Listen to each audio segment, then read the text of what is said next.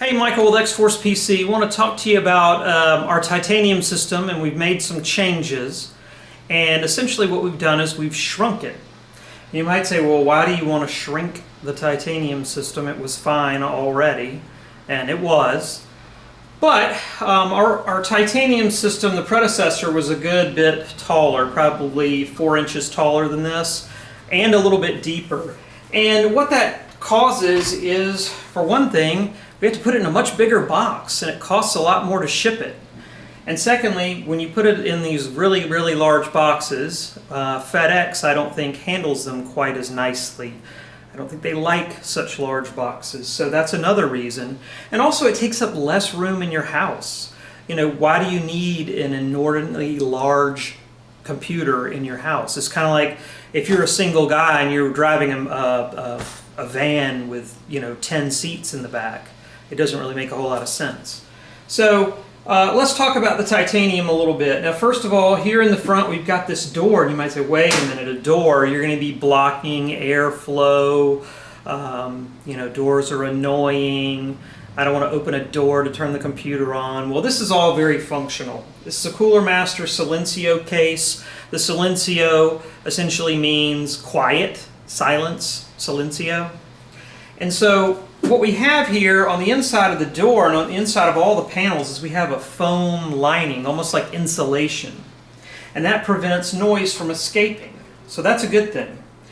And you'll notice here when the door is shut, and I have a little USB thing in here, when the door is shut, you can still get to your USB ports, your headphone jack, your power, and your reset. The only thing it covers up is if you decide you want an optical drive here. We do have a spot for an internal optical drive. We prefer not to put one in because it's additional cabling on the inside that can clutter things up. So try to think of a piece of software that can't be downloaded, and it'll be very difficult. So why do you need an optical drive if you can download software? Even X-Plane can be downloaded. Now also here in the front, we've got this little filter chamber, which is kind of cool. So there can be 2 fans here, and we will either have 1 fan or 2 fans depending on the internal components you choose. If you get the highest end processor and the highest end graphics card, we may add an additional fan here for additional cooling. Air can come up through this spot here in the bottom, and it enters this filter chamber, and this is a plastic sort of filter. It's not like a pollen filter, so you can just rinse this off or brush it off and then put it back into the computer, and it just kind of snaps back in like that. And so you might say, well, maybe that's not enough places for air to get in. Well, on the side here, on both sides, there's this additional venting here, so air can get in on both sides as well. So you don't have to worry about, that's kind of a small little gap there in the front for air to come in. We've also got the side venting. Some pretty grippy feet here. I'm going to take the side off. And we still have the really nice big air cooler here. It's a tower cooler. Does a really nice job of cooling the processor. The air goes right through these fins and these copper heat pipes and blows right out into this fan, which blows right out of the back. And you want a straight through path for your air as much as possible because it allows it to move much more easily through the system. So the air, this little gap here, boom, right out the back.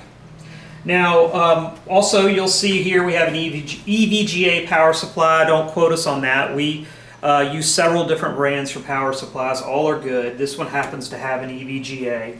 You can see here we've added some additional USB 2.0 ports because there's only one USB 2.0 on the front of this case. So in almost every case we're going to add a couple of more in the back just so you have some. So that's what this kind of white wire is. It looks like it stands out. Of course, the graphics card here, the power cables for the graphics card, you got your memory here. Now, one thing I'm going to mention is about the fans in this thing. There's 2 different ways of powering cooling fans. So the old-fashioned way is with a fan with a connector like this. This connector plugs directly into the power supply. So when the computer is on using this type of connector, the fan will run at 100% speed all the time.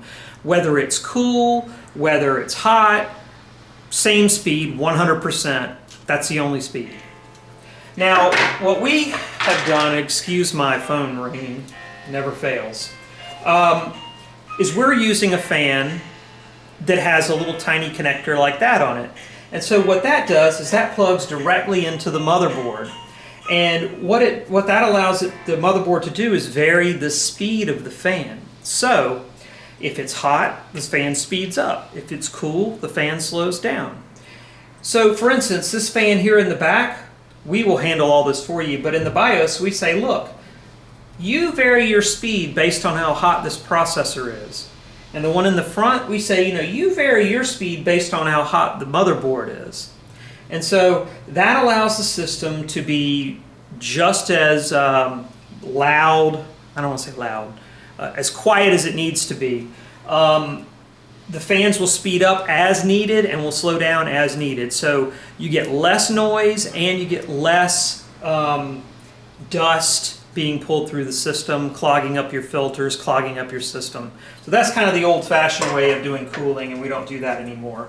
The case also has a little thing here that's held on with magnets. There's another spot to put a fan in the top. That should not be necessary, but that little cover comes off, and again, it's held on with magnets, so that's kind of nice. I think that's pretty much it for the side here. We go around back, and you see the two USB 2.0s we added down at the bottom, and we have a lot of USB 3.0s. We also have a USB Type-C connector, which is the new USB 3.1 standard. You find them on a lot of MacBooks nowadays, and a lot of phones are now coming with USB Type-C. And then of course your standard sound ports and an Ethernet port. So that's an overview of the upgraded titanium system, changed titanium system. We've downsized it to micro ATX while not sacrificing any cooling capabilities. And we searched high and low. This is probably about the 10th case that I tried and assembled before I was happy. And so we are very happy with this case and look forward to using it quite a bit going forward.